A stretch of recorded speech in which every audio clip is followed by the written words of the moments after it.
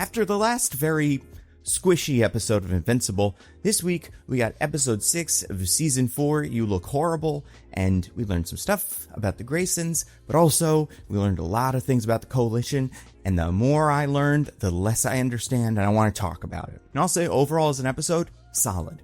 A fun episode. It's one of those episodes that follows big action, so you do need some room to breathe, and this is what I like about this show, is it takes a breath. I'm especially, I guess, maybe a little bit thankful of it after watching like the Super Mario Galaxy movie that never takes a breath. It's like sometimes you need to take a breath. I do think after this, we're just going to get action for the next 2 episodes, and that's without knowing what happens in the book.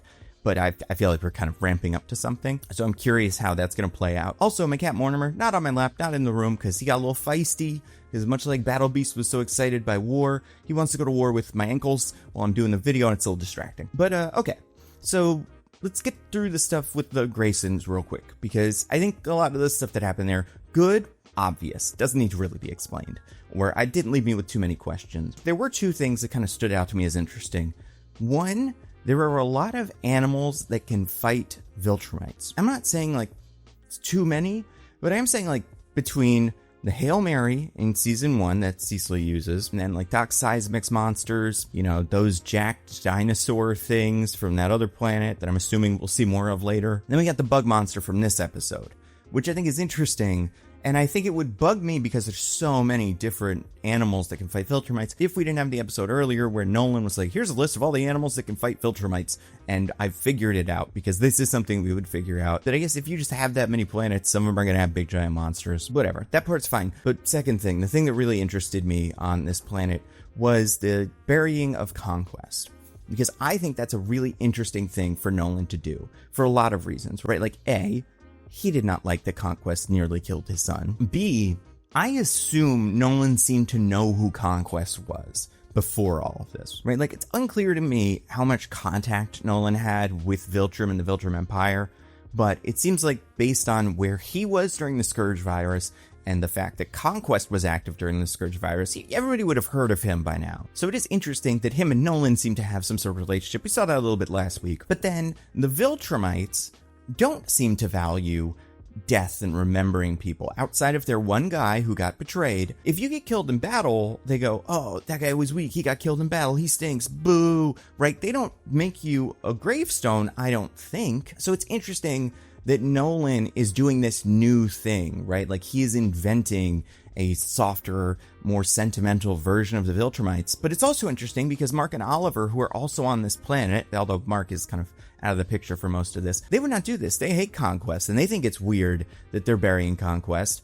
And I like that Nolan is like, I know it's weird, but it's the right thing to do, and I have to do all the right things now because I'm trying to be a better person. Like, this feels like the right example of a character like Nolan doing the right thing for, like, no reason besides that it's the right thing. It's not trying to get anything out of it. But also, and this is what I feel like is really interesting, and I think this is something that's kind of different from the way it's written in the book. We get a little bit more Conquest, him explaining his backstory to Mark while they're fighting, and just kind of explaining his deal.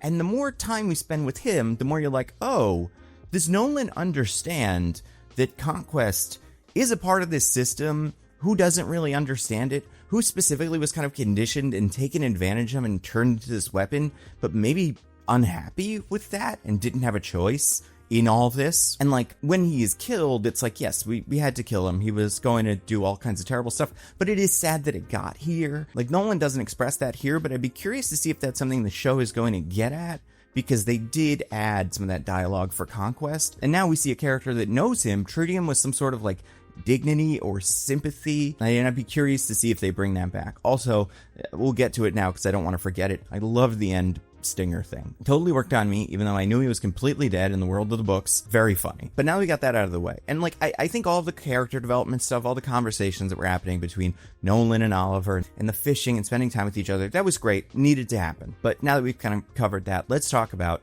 the Coalition stuff. Telestria is, we learned a lot. Every character had a moment that surprised me in maybe a good way or maybe a bad way, and I want to talk about it. Let's start with Tech Jacket and Alan, because they got a lot of time together. I've seen people talking about this on the internet. I believe this is somewhat similar to how this plays out in the book, because obviously they've changed some things like Tech Jacket's gender and probably other parts of their backstory, because I believe Tech Jacket was like kind of an existing character that was very much like Mark. So when they kind of brought him into this, it was like, well, we got to do something different. I understand why they chose to make that Zoe instead, but I do find it, I guess, a little weird. Tech Jacket's here, and they were recruited because the other aliens were like, we can't help you, but this other person has our super suit that can do anything. And it is this like younger girl who is very strong and is a pretty good superhero on Earth, but I wouldn't say stands out among all the Earth superheroes, but yet is taken on this journey. And every time something happens that's dangerous, we have yet to see Tech Jacket do anything really good. There's one moment in this episode where Tech Jacket shoots a laser at one of the Viltrumites near the very end of the fight, and then actually pushes them back. And I'm like, oh, okay, cool. This is what they were doing, just big laser stuff. Great. But every other moment, they get bodied by, like, Viltrumites that catch them and start ripping their armor off or just crushing parts of them. Like, I would buy it if we explained what Tech Jacket was for, and if, like, Thetis was like, we want you to go fight all of their ships because you're extra good at fighting ships, and then we're gonna go deal with the individual guys. I'd buy that. But they haven't explained it yet, and it does just feel kind of weird that she's here. But I like her. I like her. I like Zoe Dutch. I'm happy to see more of her. But I guess it's funny because of how many times in this episode and the last episode, Alan has had to stop what he's doing to save her, as if, like, she needs to be there, when I have not gotten a good explanation for why she does. But yeah, okay, those two were fine. Alan was cool. I liked Alan in this episode. Then a lot of Telia this episode, played by Tatiana Maslany, who I think is great. I like this week, by the way, the vindication that She-Hulk was a very popular show, one of Marvel's most popular shows, because it was good. A bunch of dorks on the internet didn't like it, but whatever. But when that fight starts on Telestria, I'm like, oh, she's gonna die, right? Like, everybody here is some sort of ultra mega super guy. They shoot the big laser at the room she's in. Everybody gets covered in rubble and like big giant pieces of rock. And I'm like, oh, this is probably going to be a pretty bad loss, because she does feel like she's some sort of trusted general, and like she has experience that she's bringing to this fight. And obviously, you know, Alan cares a lot about her, and it would be sad for him to see her die. You know, I'm not saying that like they should have fridged her. I guess I'm saying when they got her out of that and they just picked up a big giant piece of rock over her, I'm like, man, that is some plot armor that you do not see very often on Invincible. And especially like during the fight on Telestria, when Alan is fighting that one Viltrumite, I got kind of worried. So I'm like, oh, Alan's gonna see her in danger and say like, Telia, wait, or she's gonna be like, oh no, Alan, and then the Viltrumite's gonna catch on like, oh, you care about this person? He's gonna fly down and rip her in half. But they didn't do that, which was good. I didn't want them to do that. I just did feel like there weren't a whole lot of consequences during that fight, or moments where anybody besides Tech Jacket I felt like was in actual danger, except Telia almost the entire time. So besides Tech Jacket, Alan, and the Graysons, there's really three other big players that like have something to do during this fight and are part of the Coalition of Planets like task force. First you have Thetis, and I might be saying that name wrong. I'm pretty sure you call him Optimus Prime if you want. First you have Optimus Prime. I didn't expect him to be this jacked under that tunic. I can't remember if we've actually seen him being this jacked before, but it's pretty funny. I assume that is a surprise to pretty much everybody, except for the couple of characters who know that, and that's interesting. And I understand the moment he and Alan have at the end of the fight. I think they, you know, what we're supposed to think, based on the way Alan reacts, is that he's kind of in the right there, which I understand. I do think Thaddeus is a little, like, flippant with it, right? I think if he said, like, this is a tragedy, oh my gosh, we have to take the fight to the Viltrum, I think Alan would be with that. And I understand why Thaddeus is like, oh, this is actually pretty good, because if they're doing this, that means they're very desperate. But the way Alan responds with, that stuff isn't supposed to happen here, I'm like, yeah, that's the point, right? Like, you guys thought you were safe, you were fighting all of these wars, but there are consequences, and now they're affecting you, and it's not as fun. But it felt like that was the lesson he needed to learn there. And I wasn't convinced he did, and I'm also not convinced the show wants to teach him that. If anything, I think that moment existed to show that Thaddeus is kind of detached. Also, every time I say his name, I'm going to try to do it differently because I can't remember what it is. Thaddeus doesn't care about the consequences as much as the rest of these guys do, and that is going to be maybe his big flaw in the future. And that is the Viltrumite inside of him, like a fire that you just can't fully put out. But okay, so you got Thaddeus. Cool, fun fight scene. Love the comic that was going around this week of Optimus Prime beating up Mr. Krabs, because those are the two voice actors that are doing this, and it is kind of funny to think about it in that context. But let's talk about the other ones, because these are the ones that make no sense to me. Okay, first of all, Battle Beast. Battle Beast is on Telestria. And like they say, he's been waiting for you, Alan, because he wants to fight. Like, they want him to fight with them. He wants to fight. That's all he cares about. But it's not that he needs to be convinced by Alan. Just like no one can even talk to him besides Alan. And I'm like, isn't there one of you Battle Beast guys on the Council of Guys? Can you not tell him, like, no, they're cool. We're on this video call because we're part of the war. So, like, do what they say. Help them. I also don't think Alan needs to tell him it's war. That's clearly what's going on, right? Like, anybody could have given Battle Beast that information. And honestly, I think I'd be annoyed if I was Thaddeus at this point. Because I was like, oh, that all we had to tell him? Like, yeah, I could have told him that. But then you have Space Racer. Now, Space Racer had two big moments in this episode.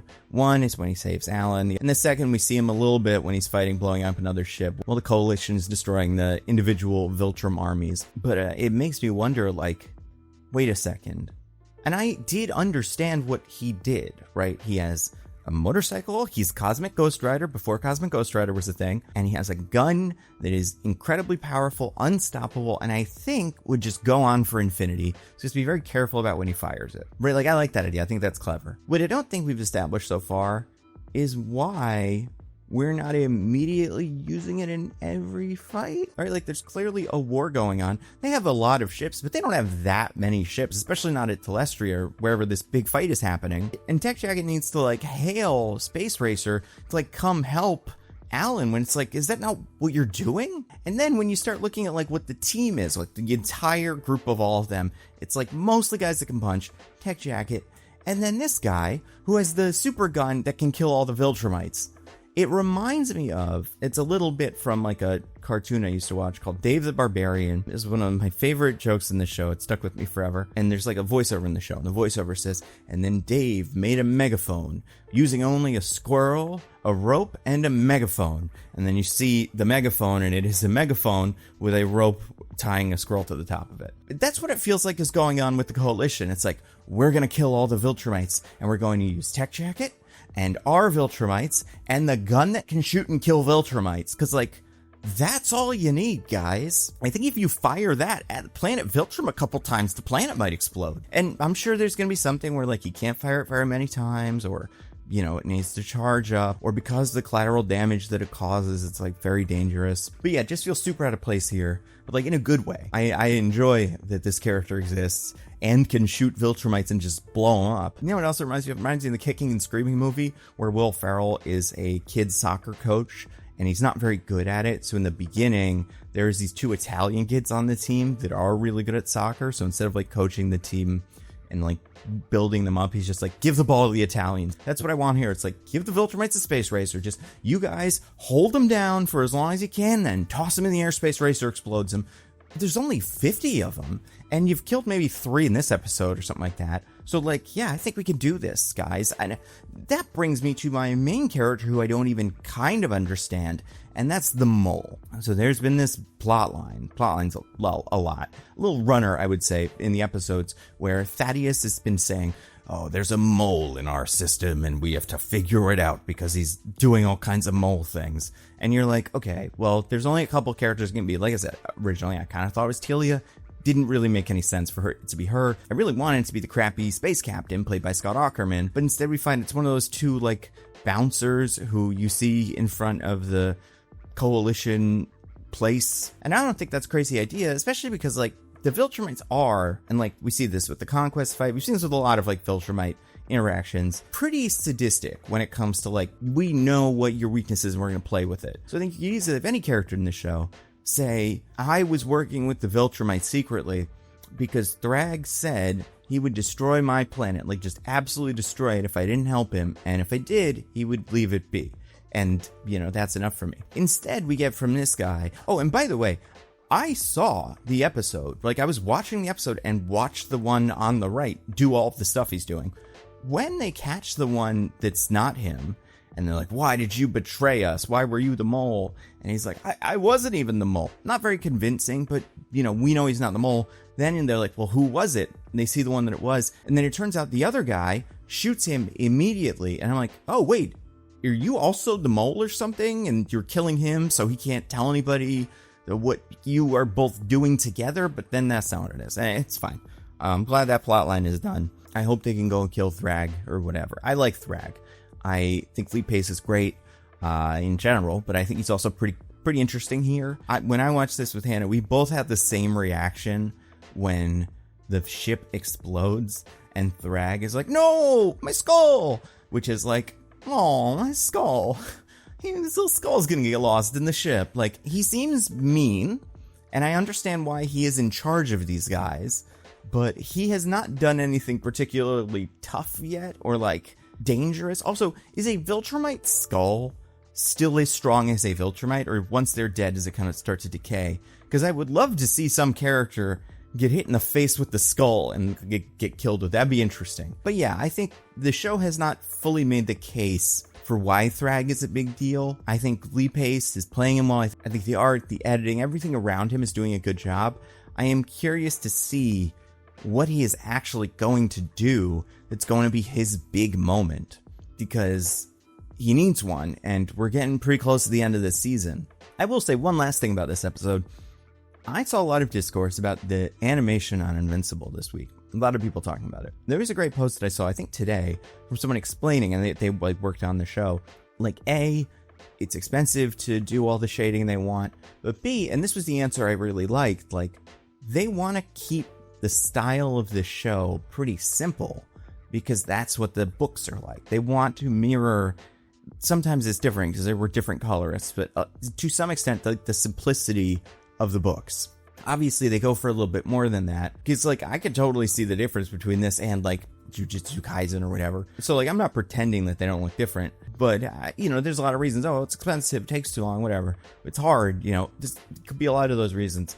So I think as long as you have all those reasons and you have we want the aesthetic to be like this, like it's like this on purpose, I think that's fine. And like that's enough for me. If you're looking for it, do you see shots where they're just like zooming in on guys that aren't really moving and like that kind of using that to simulate flight? Sure. But I almost never notice that in the moment. That is not usually a thing that I catch as it happens. I can be shown a clip of it online and go, oh yeah, I see what they did there. But I think that's why that I don't think this is that big of a problem, is because it is never stuck out to me. But I understand that there's people who do have this problem with the animation. It's a tough one. But I don't know if some fans want to take all their time and add shadows to every episode. Like, I do think this is one of those problems that for some people, it will be attractive to solve using AI and some AI program that does all this automatically. And that is, I think, maybe the best argument for not doing it, right? Is like, this is a stylistic choice. There is a way to do it that is maybe less expensive, but they chose to do it this way. I think that feels better. And I agree that the versions with shading and shadowing, that looks very cool. The only way I think you could do it, and they would have had to have been doing this the whole time, and obviously they haven't, is very distinctly, like, make a, letterbox to full screen kind of switch. Like in the Hunger Games movie, or like in Puss in Boots, where they drop the frame rate out a little bit and you're like, oh, this is an action scene. Something like that, where you do feel like, okay, we're shifting into action scene mode, which means the scenes that aren't animated a lot and don't have all that going on don't feel like they don't belong. It does feel like, oh, okay, this is a different kind of scene. But because the show hasn't done that yet, it's impossible to add something like that and not have it feel like something that is added and something you can't not notice. And, I'm sympathetic to pretty much everybody, because, yeah, you watch it, you see what you see. But then, on the other hand, like, they're making the show. It's coming out every year, which is great. I don't know what the release schedule is like for the rest of it, but like it's been very consistent. And that was, I think, everyone's biggest problem with the show in season 2 was the inconsistency of it. So I appreciate that they did manage to get that like under control. And for me, I think most of the episodes look very good. Are they as good as like the best animated stuff? Are they better than X-Men 97? Probably not, but like they're fine. So yeah, 2 more episodes of Invincible this season. And, I'm happy now looking back, now that we have a little bit more space. I actually really liked the Hell episode as a diversion, kind of like a little trip before all this kicked off. Because if it was just this, I do think I would want even more of a breather. But I like that episode. I liked episode 2 where they went and gathered all of the things. These felt like kind of like almost like anthologies. And that reminds me of a video I watched by a creator I really enjoyed named Captain Midnight. He made a new series called Showrunners, and his first episode was about Rod Serling, a person who, until I had watched the video, I just assumed his name was Rod Serling. No one ever corrected me. I've said it plenty of times before in my life. I've seen plenty of episodes of the Twilight Zone. I've been wrong about it my whole life. So if you want to learn their name, that's in this video. But also in the showrunner series, Captain Midnight breaks down like the career that led Rod Serling to making the Twilight Zone. And I think it's really interesting because the Twilight Zone is kind of unlike anything else of its time in that it was so influential and it did really withstand the test of time. But like the journey to making it, and this is true of a lot of things like that are the first big thing, like things that are really influential, it was not as easy as you would expect. Rod Serling's a very interesting person. He's got an interesting philosophy. I would say definitely watch that video, and you can watch that along with tons of other exclusive videos and all of my videos early and ad-free, including the ones that get flagged for copyright stuff and need to be reviewed by YouTube, even though it's definitely